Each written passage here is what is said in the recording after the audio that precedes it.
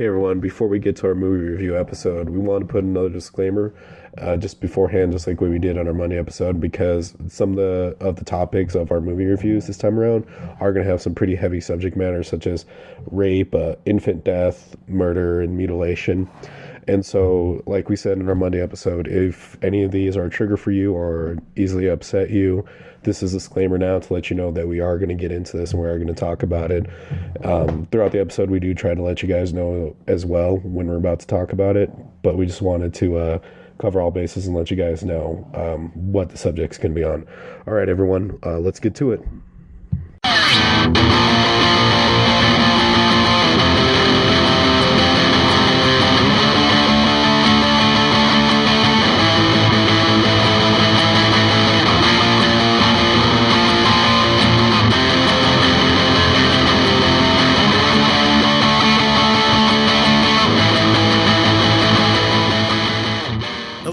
And welcome back to the Punk Rock Horror Podcast. I'm Matt. Why do you always do those kind of entrances now? Because I like to keep the listeners on their toes. Okay, well, I'm Cody.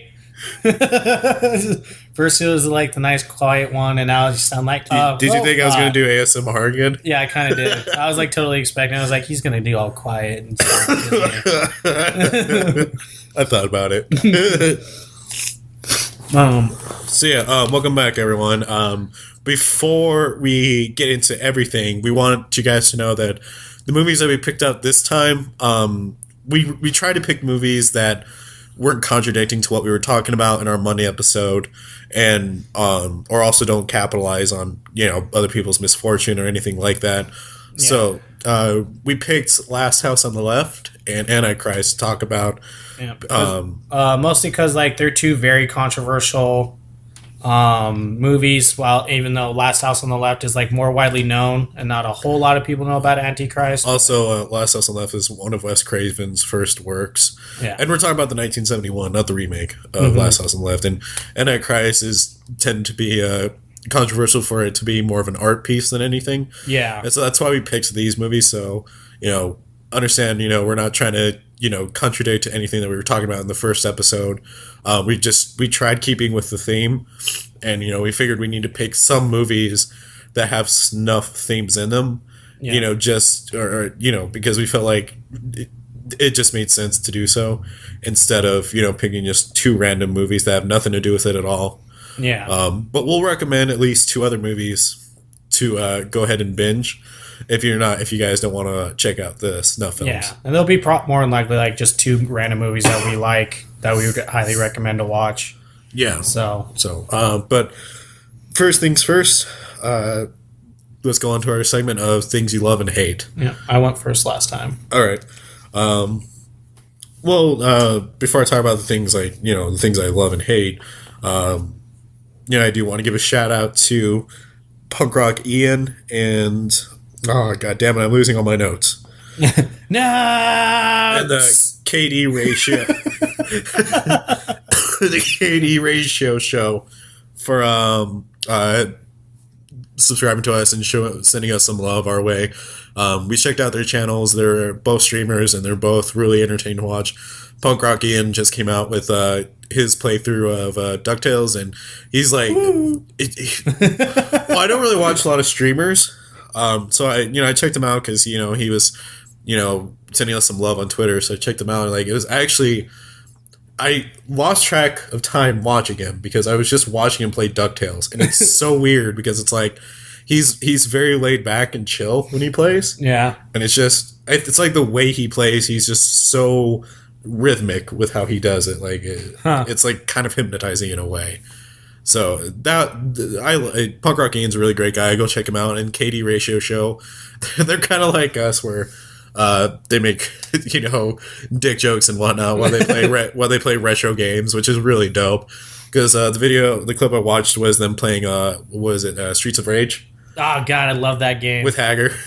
So they're really fun. That was Final Fight. Final Fight, sorry. Yeah, Streets of Rage. I always get them mixed up. I mean, there was both side-scrolling beat-em-ups anyways. So anyway, Final That's Fight. actually the main reason why I want to get a new 3DS is because they remade all the Final Fights, but you could only download it on the new Nintendo 3DS Aw. and not like the one that I have. But I have both the Streets of Rage games on that one.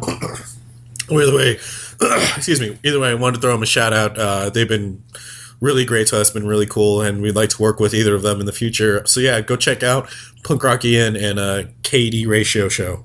I think I said that right. Yeah, Ratio Show. Got it this time.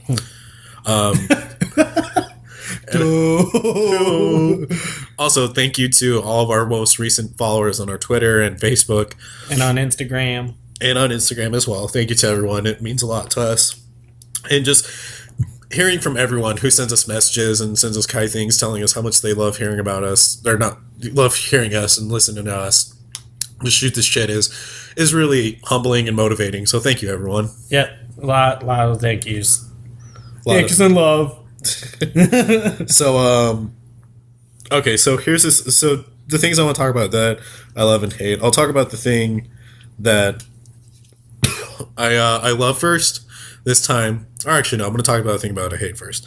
Are you sure? So, sure. Positive. I was listening to the Dude Comedy Podcast. Shout out Dude Comedy Podcast.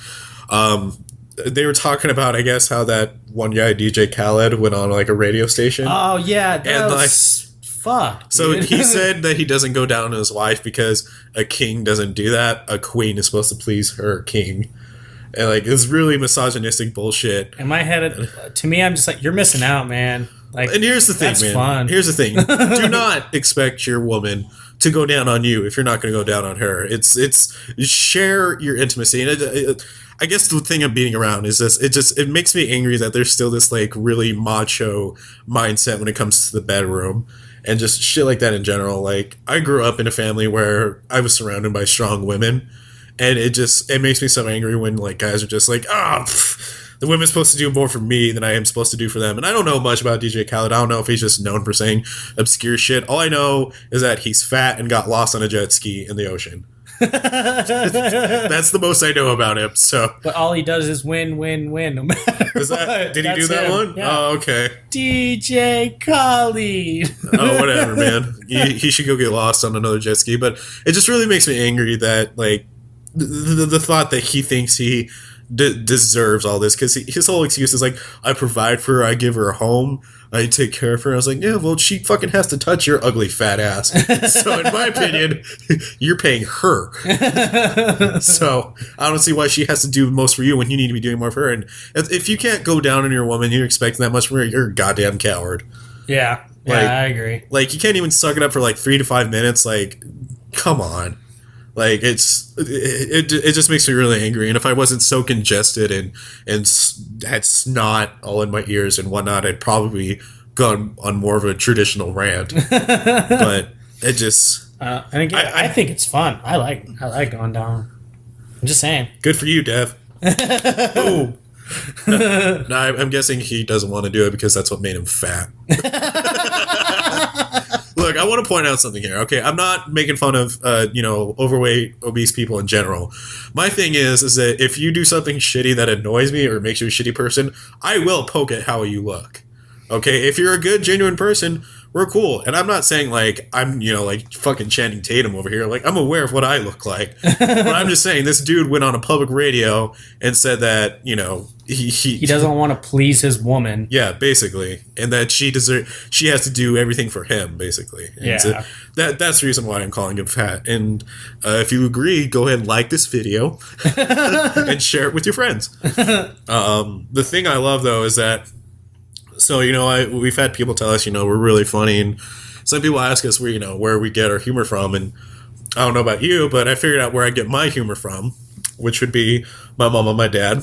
Most specifically, my mom, in the sense of my dark, sarcastic humor.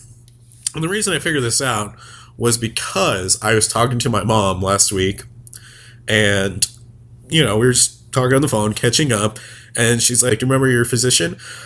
You know him? And I'm like, oh, yeah, of course, Mom. I hang out with him all the time. We go and get drinks. And I haven't seen him in 5 years, but we hang out every Friday. Being real sarcastic with my mom. And, like, as I'm still going on saying really sarcastic stuff, she jumps in. She's like, he's dead.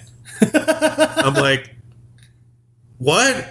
She's like, yeah, he's dead. And I'm like, why didn't you say that before him? Beforehand, like, say something terrible happened to your physician or something like that. And you're just like, he's fucking dead. And now I'm a jackass. Yeah. So. I mean, I could have told you that from your wedding. What? Like, okay, so when we were, right before we were doing the second part of your bachelor party, we had to stop by your mom's house because you were feeling all sick and hungover. To be fair, that was a lot of liquor. I know, I'm just saying. But we stopped by your place and we just made like some kind of like, it was like a joke about like something really, really small going wrong with your wedding. And they're like, well, I guess wedding's over. And then your mom like comes up to you. She's just like, do you really mean that? Is there a part of you that really doesn't want to go through with this? And yeah, you were right. you were like, is she joking? And I'm like, I don't think she's joking. Yeah. But like she giggled afterwards is the other thing. That's why we're like, I think she might have been joking, but I'm pretty sure she instilled this humor to me where you come off serious. Mm-hmm. It's her fault. I blame you, Mom. If you're listening to this, it's your fault that I make really bad jokes. I blame you.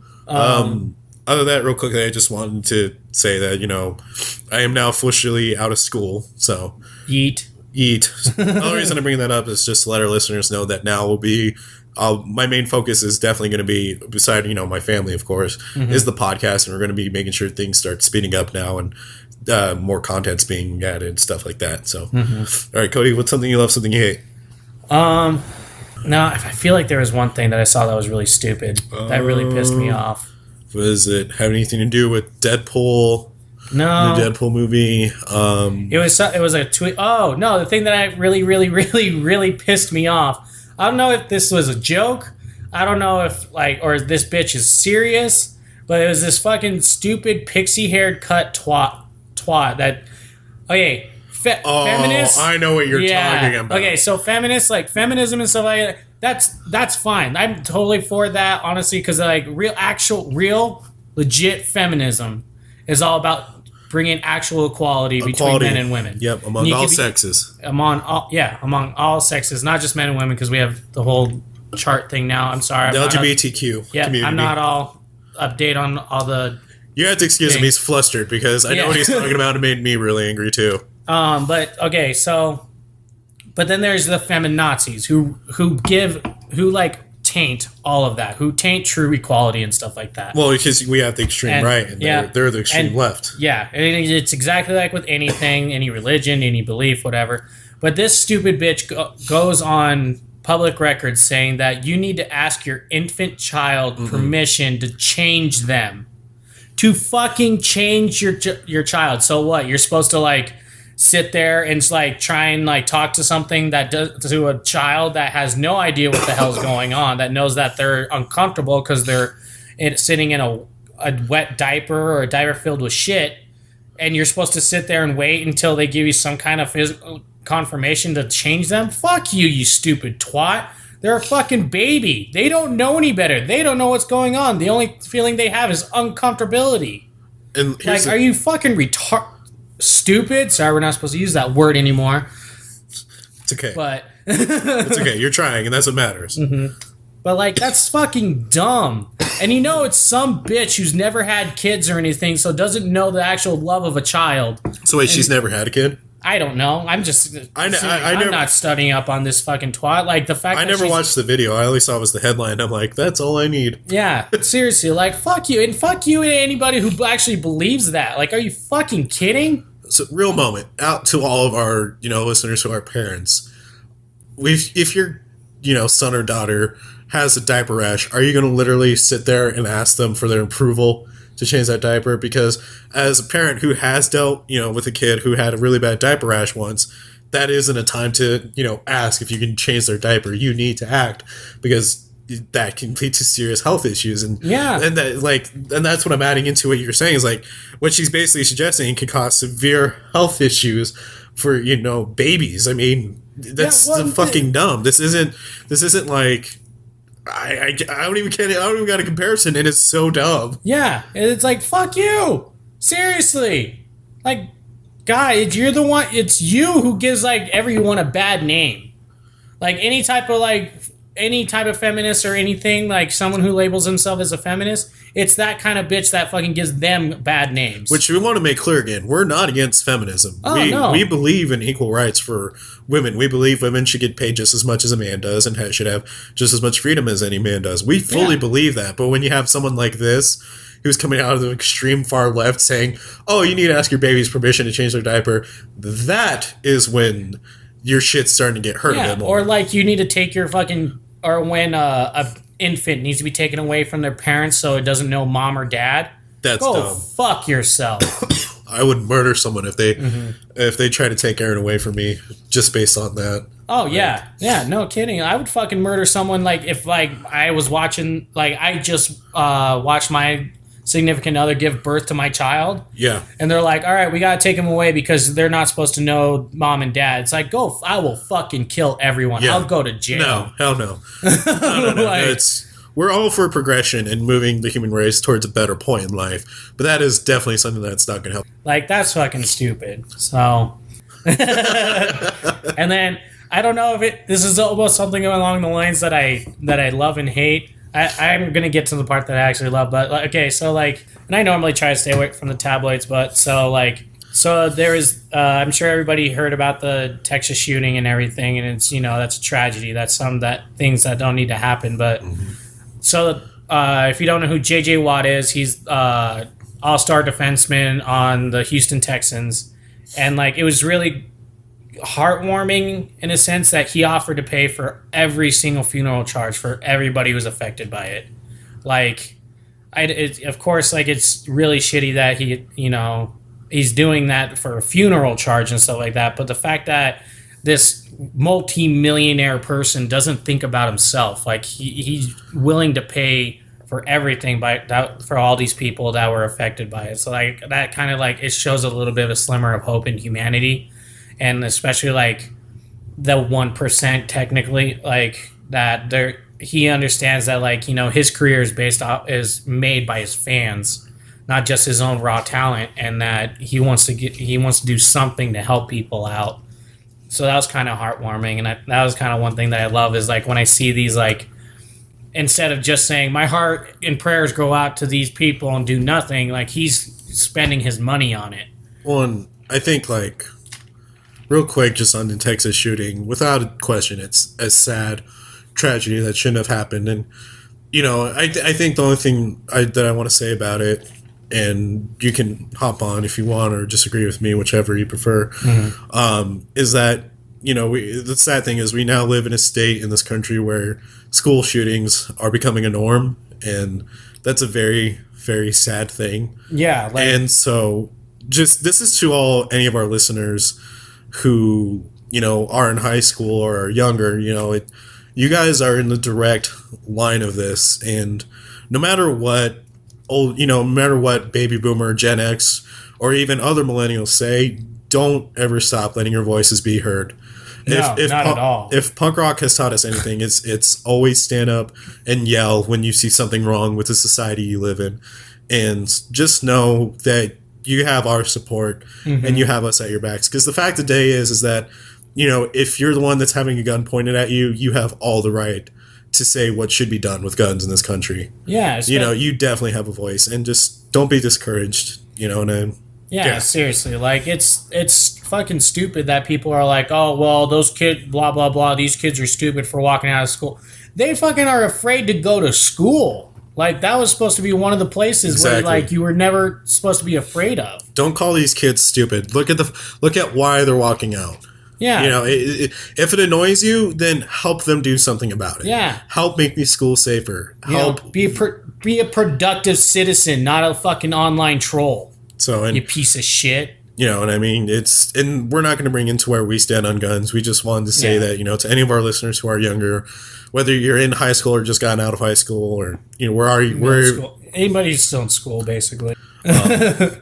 No, seriously, it's don't ever stop standing up for yourself and your fellow classmates and your friends and your families, and don't stop making your voices heard. Because again, it's a sad thing that it has to be, but the squeakiest wheel gets the grease, and that's that's the saddest thing about it. It shouldn't be that way, and we shouldn't be living in a society where this is normal now. Yeah. But just know that over here at the Punk Rock Horror Podcast, you guys definitely have supporters at your backs here. So, all right then. Yeah. So all right, now let's get talking about rape. did you go? I think you went first last time with the movie reviews. Yeah, you did. So I'll go first this time. Okay. So I did my movie review on Wes Craven. Wes Craven. Wes Craven. Wes Craven. Wes Craven. And we talked about babies, so might as well do baby talk. I love you, Wes Craven. Oh my god, if anyone is still listening to us. Hold on, he's looking at it. It's right there. Right there. See it? Groovy. God. So yes, I did Wes Craven's Last House on the Left, which came out in 1972. Was directed by Wes Craven and written by Wes Craven. Stars Sarah Peabody, Lucy Grantham, and David Hess. I'm so sorry. Excuse me, listeners. Synopsis is 2 teenage girls head to a rock concert for one's birthday. While trying to score marijuana in the city, they are kidnapped and brutalized by a gang of psychotic convicts. So, Dun, dun, dun. Again, I picked this movie to try and stay in theme with our Monday episode, but I felt like this was a more safe one where we were talking about, with where rape goes too far in horror movies. So, just a heads up, listeners, I will be mentioning those scenes in this movie review. If that is something that triggers you or makes you uncomfortable in any way, just know that it is going to come up, and I will do my best to warn you when I'm about to talk about it. All right, so going forward, so the pros in this is that there's some really great 1970s corny dialogue. So, like, there's a point earlier in the movie where, the girl Mary's about to go out and meet up with her friend and goes to the concert, and like the father gives her like a peace necklace, and she's like, "Oh, daddy, oh, mother, thank you." So I don't know why, I just really enjoy those cheesy like dialogue lines. It's just, "Oh, thank you, I shall surely be the hottest girl of the ball tonight." Peace, man. So yeah, it's there was another part there where like she's not wearing her bra, and so the dad's like, "Why aren't you wearing a bra? That's not right." And she's like, "Well, what am I supposed to wear? The bras that mom wore in the 1960s where they make your tits like a cone?" And he's just like, "Tits? Where do you get this word tits?" So I really love that. Tits. I never. We need to go to church. And then this next part, I was actually going to make this a con, and then I realized what was going on with it.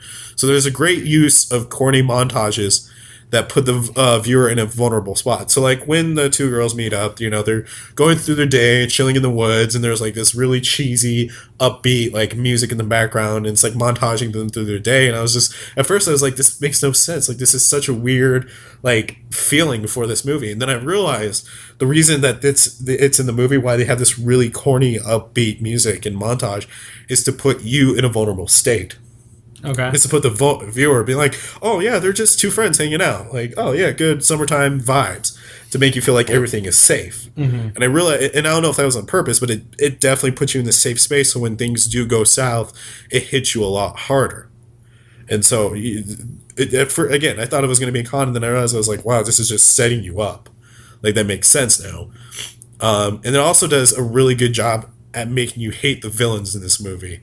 I mean, obviously, because of rape, you're going to hate the villain no matter what. Yeah. But even before then, like, the dialogue and the way the characters interact, you hate them right off the bat. Like, they're just pieces of shit, and you do not like them at all. Yeah. And they do a really good job saying that. Like, I said it before, and I'll say it again.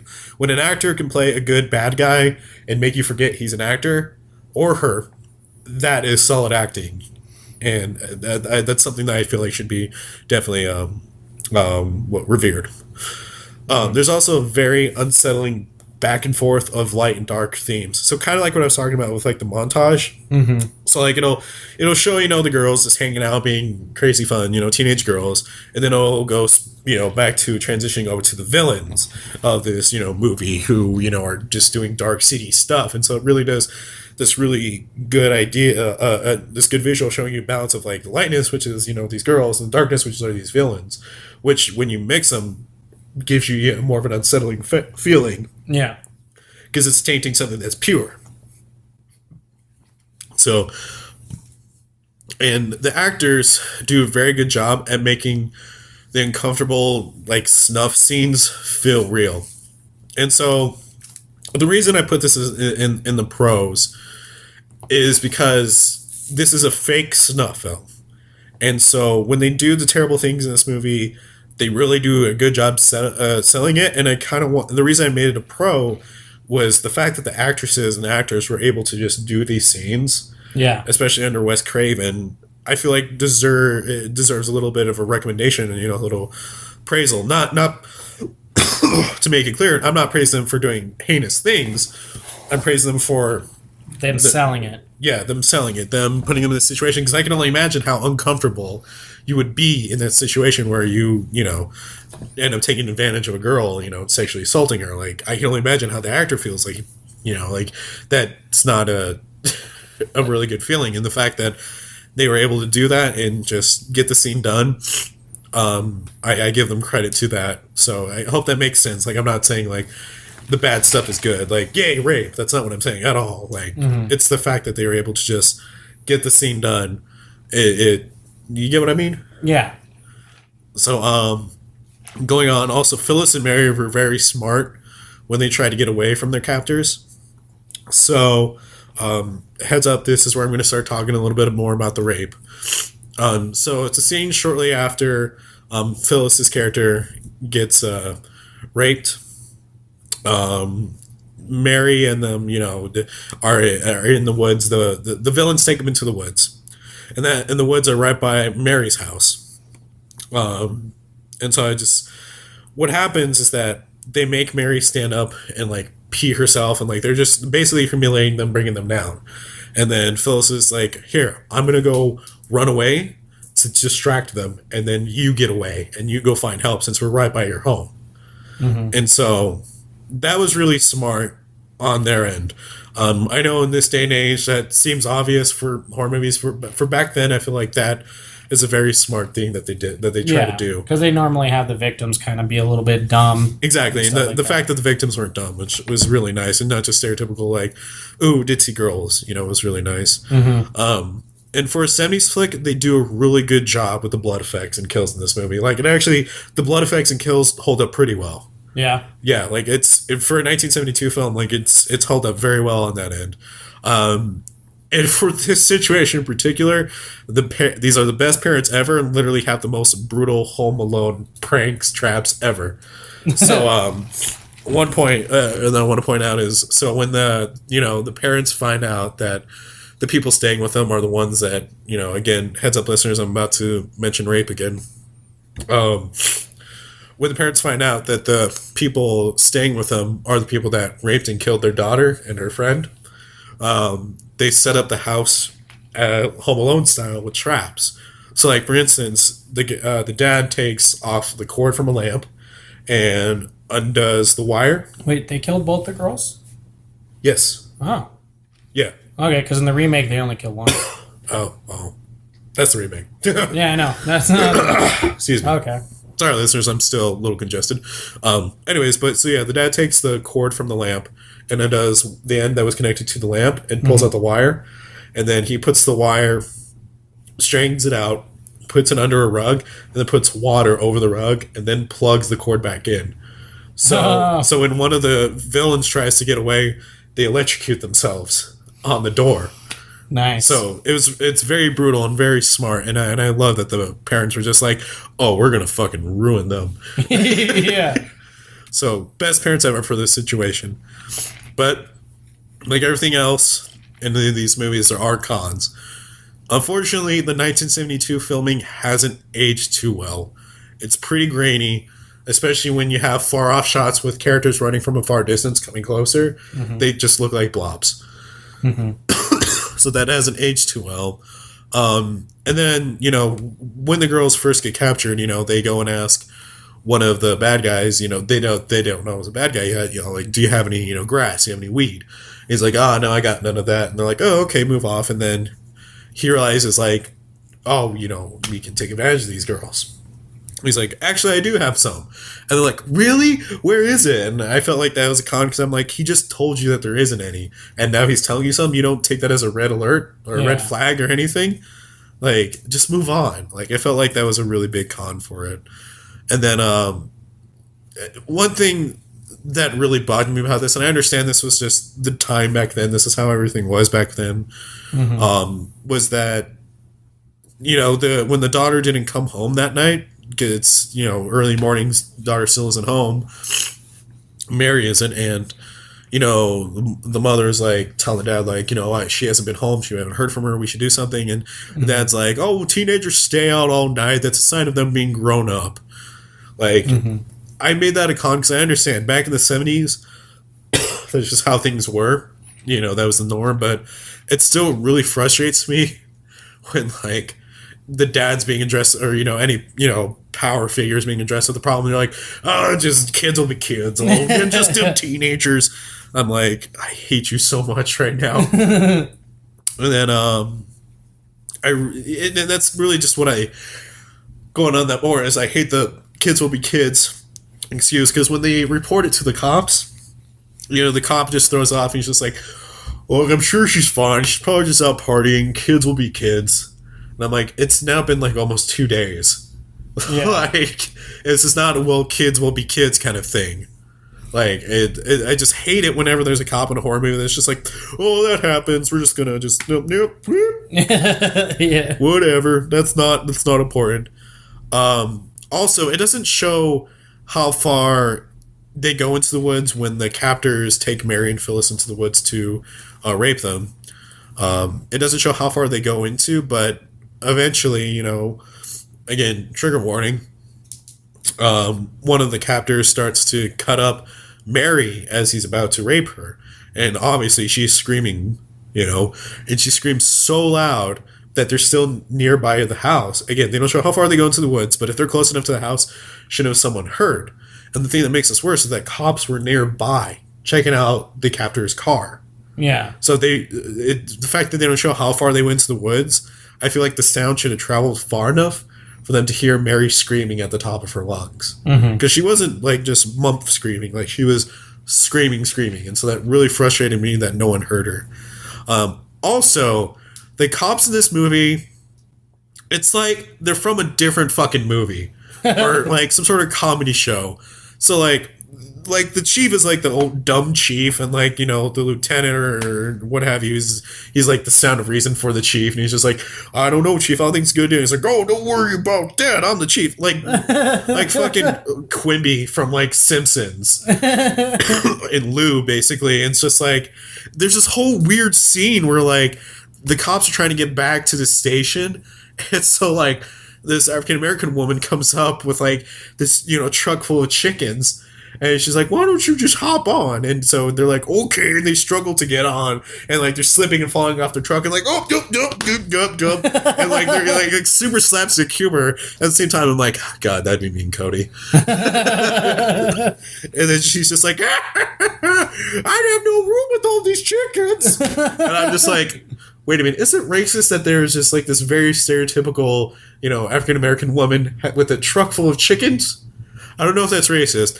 But I'm really worried about these cops right now. Like, it's like they're just every scene that the cops are in, it's like from a different movie, and I'm pretty sure it's there to relieve the tension, you know, from the very, you know, intense scenes in this movie. But still, it's just that whole scene seems like it's from like the what is it, the Andy Dick show? No, not the Andy Dick. The what is it? The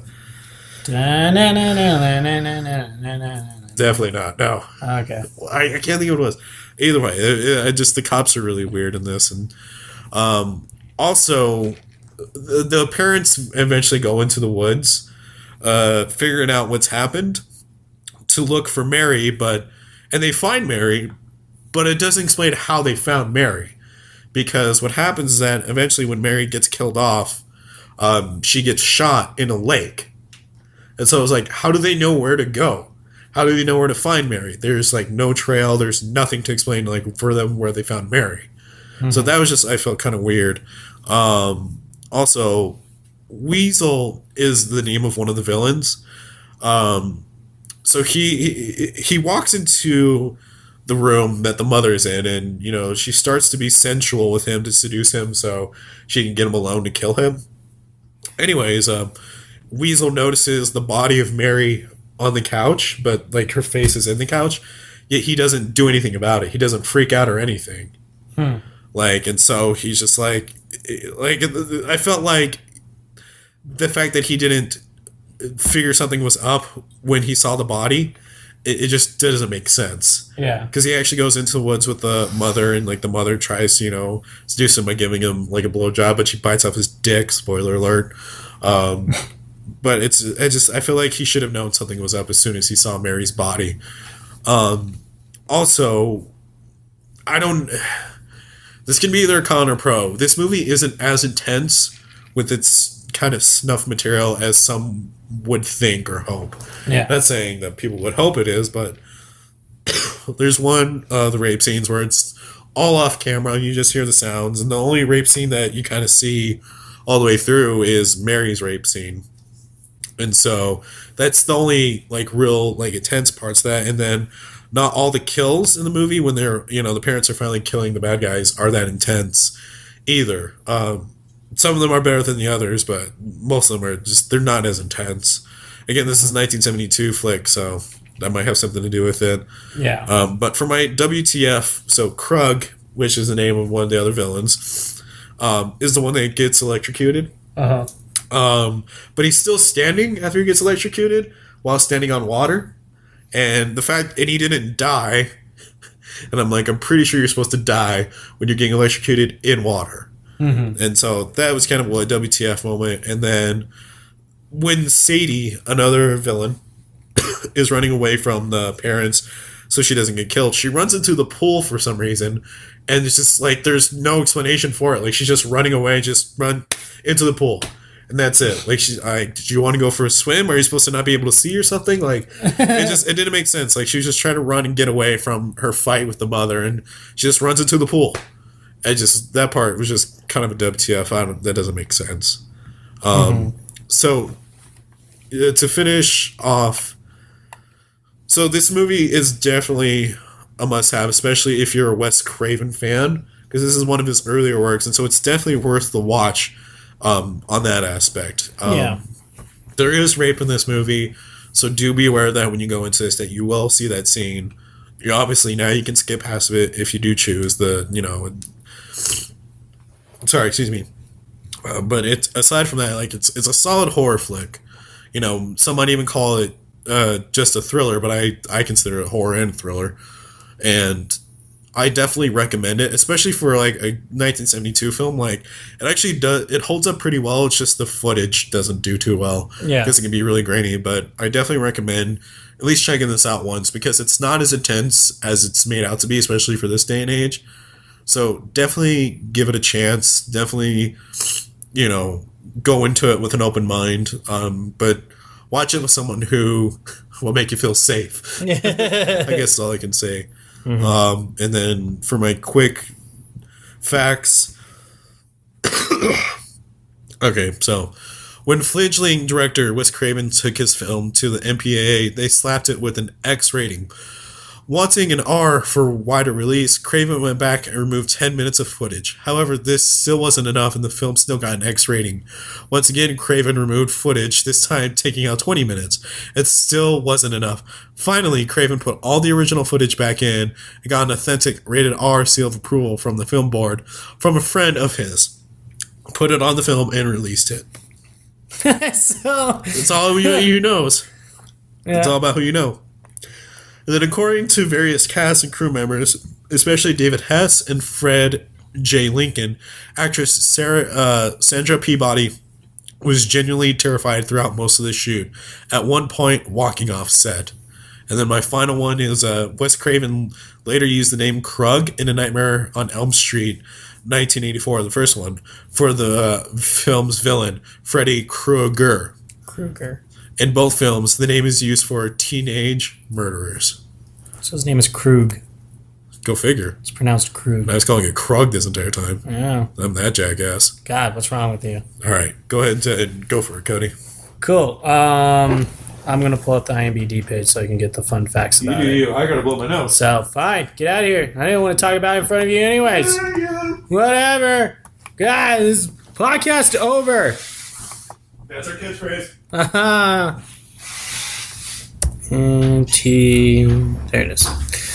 So I watched the movie Antichrist.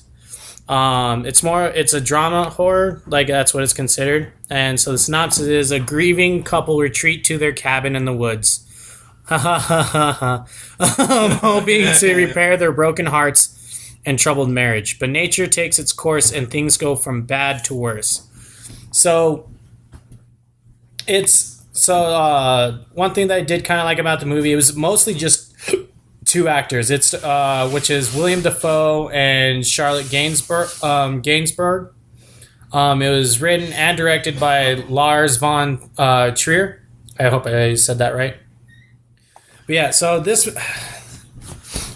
it's kind of put in the snuff category in a sense, but it's like, it's different. So this movie was definitely made to be more on an artistic feel than anything, because like you can tell just with the cinematography and everything. Like the beginning 10-15 minutes is just, it's beautiful, but it's crazy. So the whole first maybe about 10 minutes. It shows William Dafoe and his wife. They're having sex. Wait, what about 10 minutes? The first 10 minutes of the movie. That's what I thought you were saying listeners to skip ahead 10 minutes. No, I'm saying the first 10 minutes shows William Dafoe and Charlotte. I don't forget what their names are. It just says him and her for their character names. Yeah, he and she. Even though it actually says their name is in the movie. But so they're having sex in the beginning, and it's all in black and white, and it's all in slow motion. This is the very first movie I ever saw that it actually shows like full penetration. It's one scene. I don't know why. It's kind of part of my con because there's no reason for it to be there. Because it's artistic, shows the beauty of the human body. I guess, whatever. Anyway, so it shows that scene, and then while they're having sex, it shows their baby monitor. This is kind of spoiler territory, but it's in the beginning of the movie. But it shows their baby monitor, and it shows their son. He walks over, and he pushes a chair, and then it shows the mom's face while they're having sex, and her eyes are closed, and she's getting into it. And then he steps out on this windowsill and falls, and it actually shows the kid hit the ground too. This is the worst episode of How I Met Your Mother ever. Yeah, but it's all shot in slow motion, and it's it really gets you the feel for it because then right after that it shows the funeral. William Dafoe is the only one who's crying during the funeral, and his wife just ends up collapsing, and then you find out she's been in and out of this asleep for several weeks, and she can never remember what day it is. And so one of my biggest cons from this, it was one of my cons, but it makes sense once you watch throughout the movie, is that you find out that William Dafoe is actually a therapist. And so he's saying that the doctor is full of shit. He doesn't know what he's talking about. Just pumping the wife full of drugs and antidepressants. And in my head, I'm of fucking course he'd be a therapist. Why wouldn't he? Because the whole I mean, he's been the Green Goblin. Yeah. He's been a vampire hunter. He's been a fish. Yeah. But I'm just saying, it was just in my head. I'm of course he'd be a therapist. It's one of the almost like a cliche thing where they think they're smarter than the doctor, and she even calls him out on it. But so the thing that's off and what kind of makes it a snuff film is that she actually ends up raping William Dafoe's character, their husband and wife and stuff like that. But at one scene, and she goes through these fits of complete depression. And she's crying and going through severe anxiety, and then all of a sudden she tries to have sex with him instantly, right when he's trying to calm her and stuff. and like he tells her no, and like every time he always tells her no, and she just ends up like just going at it on him. And so, but every time they have sex, she physically hurts him afterwards. And so it's like it gets worse throughout the movie. And so it's like you're kind of wondering like what the fuck, like, you know, everyone kind of understands the whole like grief thing.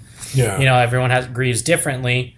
But like it's only after she has they have sex, and they only have sex after she goes through an anxiety attack. Like it's throughout the whole thing. And so you can tell something's a little off with her, because then all of a sudden she split personality throughout the whole movie too. And it was kind of throwing me off, because that was going to be my biggest con, how she can go from like broken down crying and like saying how much she misses their son and how much she loves him, and then not even a split second later she'll just be like shit talking him, like telling him he's a piece of shit. Like the one I thought this was just a throwaway thing, but she was telling him. Are you sure this isn't like behind the scenes with like Kim and Caitlyn Jenner now and Kanye? But so like there's this part where she says, you know, you were always distant with me and Nick. And Nick's the name of their deceased child. And she was like, that summer we went out to the cabin, you were just so distant, you didn't even want to go with us, you just didn't want anything to do with us. And like William Dafoe's like, no, you told me not to go with you. You said you didn't want me there, you just wanted time with you and our son, so you can write your story, because she's an author. Of course she is. Yep. And so and then you find out like what's causing her anxiety attacks is that she's having all these nightmares of this cabin. And so he's a therapist, and so he decides to be her therapist, even though you're not supposed to do it for your family. It's like they even hint at that, and he's like, well, this is different. And so that was kind of one of my cons, in a sense, where he's like, well, this is different because you're my wife and it was our child. But it kind of almost paints him in an unsympathetic role, because he has to keep his emotional bond away from her throughout the whole movie, yet you can see like he loves his wife, because he just wants what's best for her. So like that almost kind of did it, like kind of made it a con, because it shows, because he's doing that, it proves her right in a sense of him being distant between them. But he's like just trying to help her, and he even says like, I'm just trying to help you, I love you, and all this stuff. And so throughout the film, and so they finally get to the cabin, because he figures out that that's one of the main triggers for her whenever she goes into her anxiety attacks and stuff. And so like I guess this will anyway. I guess it would be kind of spoiler. So like skip ahead like 5 minutes, starting in 5, 4, 3, 2, 1. So you find out like in the cabin, the reason why she has so much anxiety towards it is because it was a cabin for a witch coven, and she actually is possessed. So that's why she split personality. Go figure. And so when she's going through her anxiety attack, she's actually being possessed by something. So this is saying that all crazy women in our lives have just been possessed? Pretty much. That makes so much more sense now. Mm-hmm.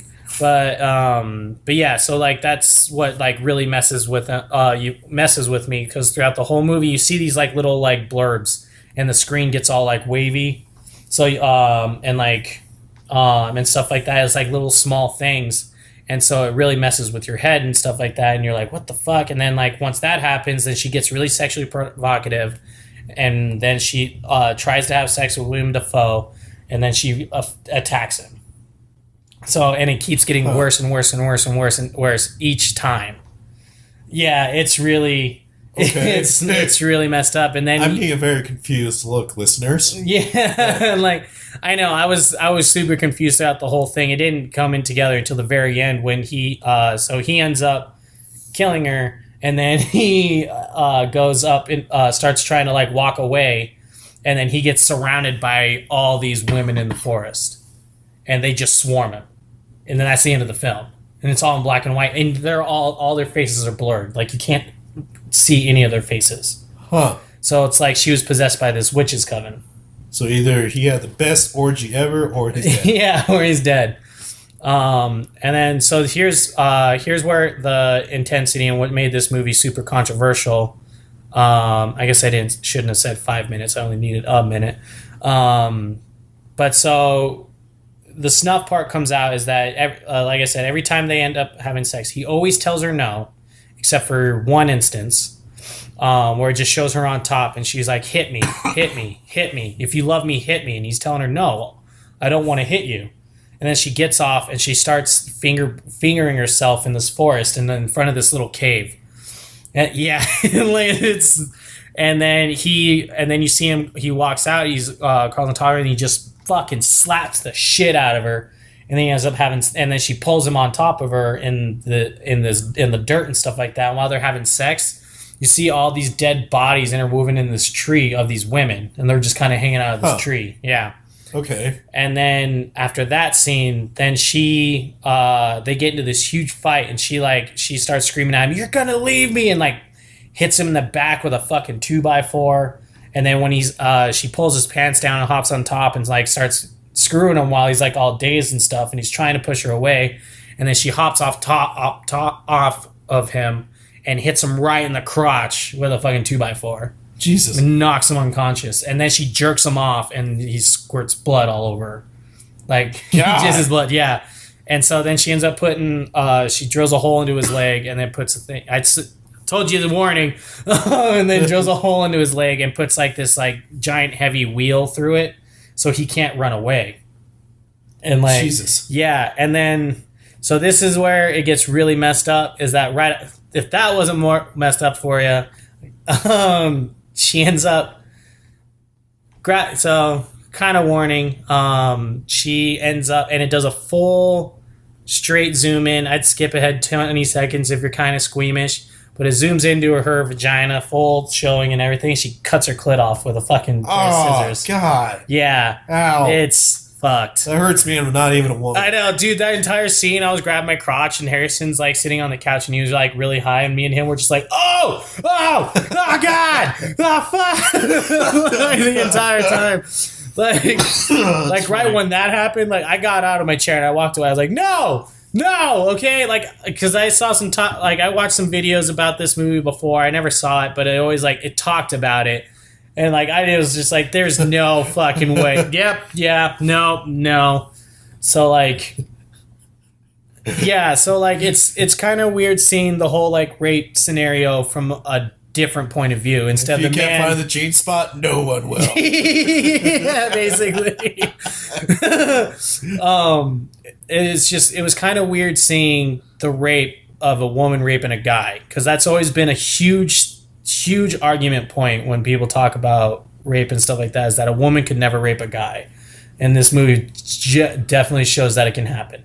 Right. And like, yeah, because it's just fun, I guess, like a fun biology fact, like an erection doesn't mean the guy's aroused. Like it doesn't. Like a guy doesn't always get one when he's aroused or anything. Sometimes it just happens. Sometimes it's called morning wood. Yeah. So it's just a thing that happens sometimes. Look, we can't control it. It has a mind. Yeah. Sometime, okay? But it was just insane, and it was nuts. It was very, very uncomfortable. The last 30 minutes of this movie makes you super uncomfortable. Like, I feel like this whole movie makes you uncomfortable. Well, it's like small bits. Like, because most of the intense shit doesn't happen until the very end. Like, there is some shots, there is some scenery shots and some pictures. Like, it shows a deer with its baby hanging out of it was trying to give birth, but the baby's dead, and it just runs around the entire movie. You see it a couple times, and the baby's still hanging inside the deer's vagina. Like, halfway, its head's just bobbling there. Like, not gonna lie, I kind of giggled when it was running away in slow motion. You see this, like, baby deer. You know where our humor's at. Yeah. Well, there's another scene where, like, you see this fox eating itself, and then it looks at William Dafoe, and it's like, chaos reigns. And I was like, what? Like, William Dafoe would do that. Yeah, I know. But yeah, I recommend this movie for like special people. So like, if you're just a casual horror fan, no, don't. Like, I would not recommend it for you. But if like you're a hardcore horror fan and you want something a little different, that next thrill, yeah, I guess like I would recommend this movie, because I'm never gonna watch it again. I saw it once, I'm done. Like, it's one of those few movies like I was hard to finish. Just because, like, I kind of knew what was coming, but actually seeing the actual events happening in the movie, like, fuck. And, like, a lot of my cons for this movie ended up kind of being pros because it made sense in the end. So, like, one of my cons was, like, her split personality until I found out she was actually possessed by this coven, because it's every time she goes there. Because when it shows scenes of her with her son when she went there, and because William Dafoe said that they did an autopsy on the son, and he saw the picture that his son's feet were actually broken opposite ways. Huh. Because when they were there for the whole summer, she would purposefully put on his boots on the wrong foot.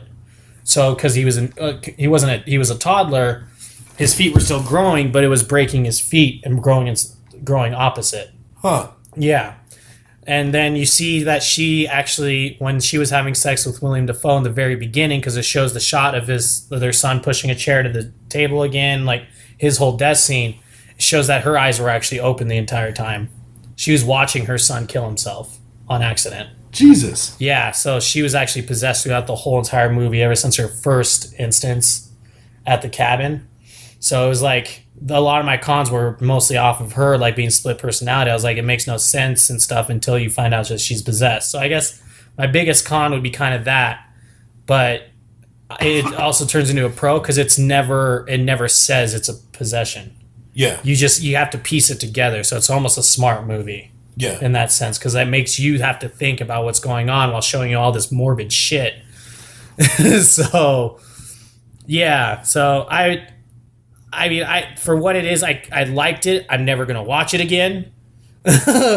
But I definitely don't recommend it for someone who's just a casual horror fan. But, like, if you're a hardcore horror fan and you want something different and a little more artsy, I guess, because it's definitely the filming of it's, like, gorgeous, but definitely take it. Be wary. Bring someone who's going to be that kind of thing. Bring a comfortable person. Yeah, a comfortable person. And just be aware that once you hit the last 30 minutes, it's going to hit you hard. It's intense. So, some fun facts. I'm going to go into fun facts. It's kind of my thing about it. I kind of don't want to talk about it anymore. Because biggest con, the name makes no sense for the movie.